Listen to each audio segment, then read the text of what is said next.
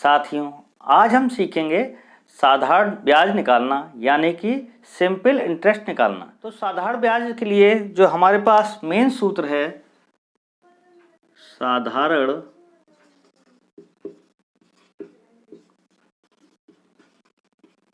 ब्याज बराबर मूलधन गुणे दर गुणा समय अपॉन 100। साधारण ब्याज निकालने के लिए जो मेन हमारे पास सूत्र है या फॉर्मूला है वो है साधारण ब्याज बराबर मूलधन गुणा दर गुणा समय बटा 100। अब इसमें देखिए, अगर देखें हम ध्यान से तो इसमें 4 मान दिए गए, ब्याज, मूलधन, दर और समय। इन चारों में से कोई एक का मान छूटा हुआ होगा और बाकी 3 मान आपको दिए गए होंगे, तो एक हम मान कैसे निकालेंगे। अब यदि मूलधन हमसे पूछा जाता, यदि हमें मूलधन पूछा जाएगा तो हमें ब्याज, दर और समय तीनों चीज दी जाएंगी। अब हम उससे सूत्र कैसे बनाएंगे, देखिए यदि हम इस तरीके से देखें तो मूलधन को हमने यहाँ रोका और यहाँ पर है साधारण ब्याज, इसको हम खाली ब्याज लिख सकते हैं, ब्याज। और ये 100 जो है, इससे पहले मैं बता चुका हूँ, बराबर से 75 करके हम एक संख्या को दूसरी संख्या पे भेजते हैं तो प्लस का मान माइनस में हो जाता है, माइनस का प्लस में हो जाता है, गुणा का भाग और भाग का गुणा हो जाता है। तो इससे हम सूत्र कैसे बनाएंगे, देखिए ब्याज यहाँ ऊपर है, 100 यहाँ भाग का है। अगर हम इसका 75 करेंगे तो ये 100 गुणा का हो जाएगा और दर और समय का इधर मूलधन में गुणा हो रहा था, यदि हम इसको भेजेंगे तो ये दर और समय से भाग हो जाएगा। इसी प्रकार यदि हमसे दर पूछी जाएगी तो देखिए दर को हम यहां रख लेंगे और इधर हमारा था ब्याज या साधारण ब्याज या ब्याज, एक ही बात है, ब्याज गुणा 100 बटा, अब यहां पे देखिए दर हमने रोक लिया तो मूलधन और समय दोनों यहां नीचे आएगा, मूलधन गुणा समय। अब यदि समय की बात करें तो समय को देखिए हम यहाँ पे रोक लेते हैं और ब्याज में 100 का गुणा कर देंगे, क्योंकि 100 दाएं पक्ष में है, दाएं से जब बाएं पक्ष में आएगा इसलिए भाग की जगह यहाँ गुणा का हो जाएगा। और मूलधन और दर यहाँ गुणा के थे इसलिए इस दूसरे पक्ष में आएंगे तो भाग के हो जाएंगे, मूलधन गुणा दर। तो इस तरीके से एक सूत्र के सहायता से हम बाकी चारों मान ज्ञात कर सकते हैं। इसके बाद जो अगला सूत्र होता है वो है मिश्र धन। मिश्र धन बराबर होता है मूलधन प्लस ब्याज। मिश्रधन बराबर होता है मूलधन प्लस ब्याज। तो इन दोनों सूत्रों की सहायता से हम बाकी का मान निकालेंगे। इससे पहले हम इनका आपको अर्थ बताते हैं, ये क्या होते हैं। अब सबसे पहले हम देखते हैं, देखिए सबसे पहले आता है मूलधन। मूलधन क्या होता है, जब हम अपनी धनराशि को किसी बैंक में या कहीं जमा करते हैं या हम किसी धनराशि को उधार लें या ऋण लें तो वो पैसा जो है मूलधन कहलाता है। अब मूलधन के ऊपर जो हम पैसा जमा करते हैं या उधार लेते हैं उस पर कुछ समय के बाद जब दिया जाता है तो उस मूलधन से अधिक पैसा जब हम प्राप्त करते हैं या धनराशि प्राप्त करते हैं उस राशि को हम ब्याज कहते हैं। तीसरा आता है दर। प्रति 100 रुपये पर जो अधिक पैसा ब्याज के रूप में हम लेते हैं या हमको मिलता है वो पैसा दर कहलाता है। साधारण ब्याज के सूत्र को हम एक दोहे की सहायता से भी याद कर सकते हैं। दोहा है, मूलधन ब्याज दर समय का गुणा कराए, 100 से भाग दें ब्याज तुरंत मिल जाए। मतलब देखिए मूलधन दर समय का आपस में गुणा कराएं, 100 से भाग दें, ब्याज तुरंत मिल जाए। तो इस तरह हम दोहे की सहायता से भी इस सूत्र को याद कर सकते हैं।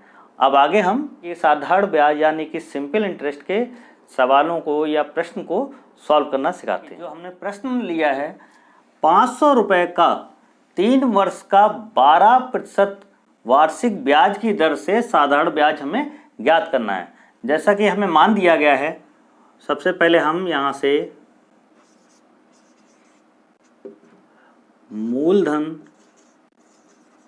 मूलधन है हमारे पास 500 रुपये,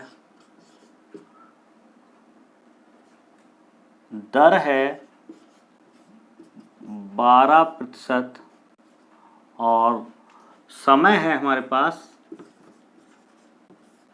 3 वर्ष। अब हमारे पास साधारण ब्याज का सूत्र है, साधारण ब्याज बराबर मूलधन गुणा दर गुणा समय बटा 100।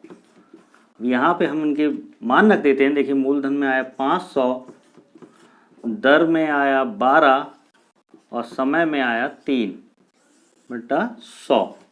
देखिए, 2 जीरो से 2 जीरो काट दिया, आपस में हमने गुणा किया, 12 पंचे 60 और 60 तियां 180। तो इस तरह से हमारे पास इसका ब्याज जो आया है वो 180 रुपये आया है। तो ये तो हमारा ब्याज आ गया।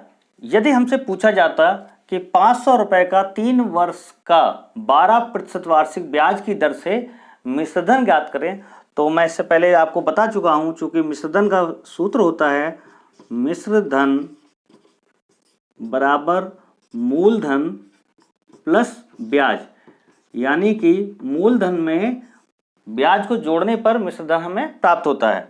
तो मूलधन है हमारे पास 500 रुपये और ब्याज है 180, तो हमारे पास जो मिश्रधन आएगा उसका मान आएगा 680 रुपये।